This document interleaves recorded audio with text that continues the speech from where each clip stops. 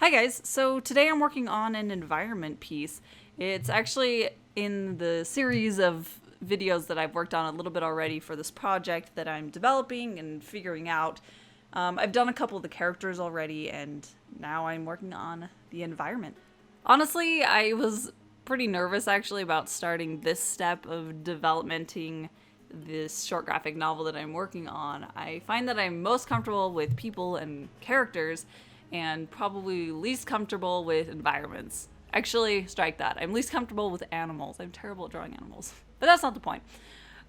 So yeah, I've been kind of pushing it off and focusing on the stuff that I feel more comfortable with, but this is a huge thing that I need to grow at and get a lot more comfortable with, especially before I start the actual pages. I need to be able to feel confident that I can make the environment look the way that I want it to. And I'm really actually very excited about the way the process that I tried out for this one worked for me for working on the environment. I think one of the things that I really struggle with when I'm trying to sketch out an environment is that I start out with just thin lines, like how I do when I'm doing characters, where I just sketch out the forms and then I build detail and all that. But when I'm working on environments, I have a really hard time seeing the shape and the volume that everything takes up and seeing it as more of a 3D space instead of flattening it out the way I'm sketching, and it's really hard to see how it will end up being in the process. So while I was working on this, I did a technique that is really very different from what I usually do. Yeah, so at the beginning you can see where I've kind of really roughly working out a few different options, and while I'm working on that, I use this really fat giant brush, and I had the opacity set to jitter. That way it was pressure sensitive and I could build it up or lighten it. And that way I was able to build a space more where I could use value and I can use shapes and I can build up on that and be able to create this depth, which with just lines I could never achieve, and it was really hard to be able to visualize that. And I know that this is definitely not a new technique by any means, but when I've watched other artists do it, it always mystified me. It seemed so hard to comprehend how that made sense and how that translated into a character and how they were able to build on that, because I was very line driven. I still am, where I just have to sketch it out. I sketch out the main forms and then I build on that, and then I end up with a character that I like, and it works with the way that I think and the way that I build my images. So it just really wasn't working for me at the time, because I did try it out a little bit when I saw other people do it. And I'm starting to realize that I don't need to have one technique for sketching things out for every application.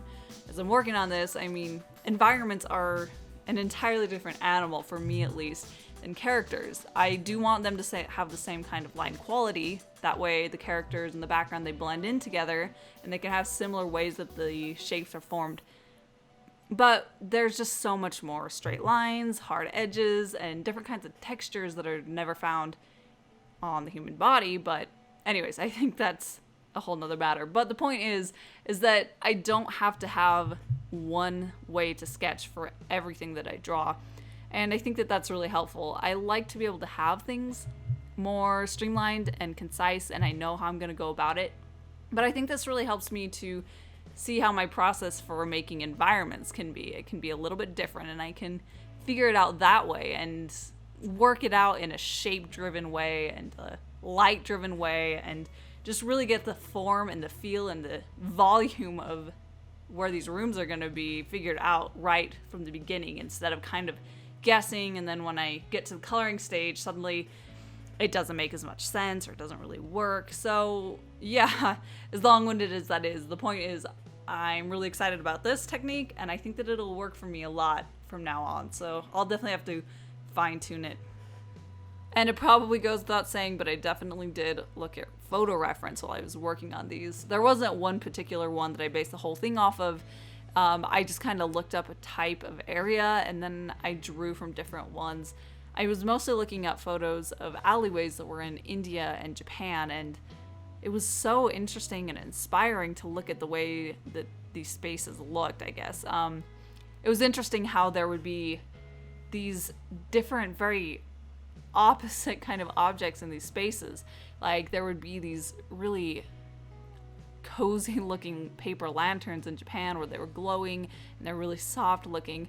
And then there would be like these huge bundles of electrical wire just going through the streets and up in the sky, like from building to building. And it just created this really thick web of wire upon wire and cord upon cord. And it was just really interesting to see the way that these two types of objects contrasted each other. And that was kind of a look that I wanted to put in my graphic novel, but I couldn't quite figure it out, I guess. And seeing these references and seeing how that took place in the real world, it really helps ground me out and see what I do want it to look like. And it's really helpful. So yeah, I'm really excited about that. I feel much more like I have a direction and a sight in mind now as far as the environment. So I'm feeling a lot more excited about working on more of the environment for this and really spending the time to figure it out.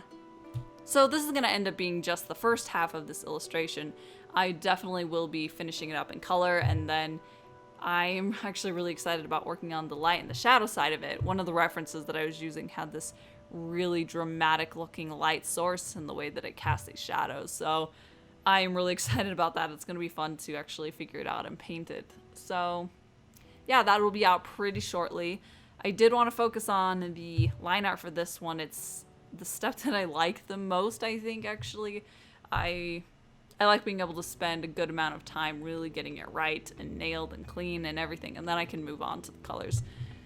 So yeah, I think I'm pretty much ready for that step, which is exciting. So thank you so much for watching, and don't forget to hit subscribe so you can catch all the future art videos, and I will see you at my next one. Bye!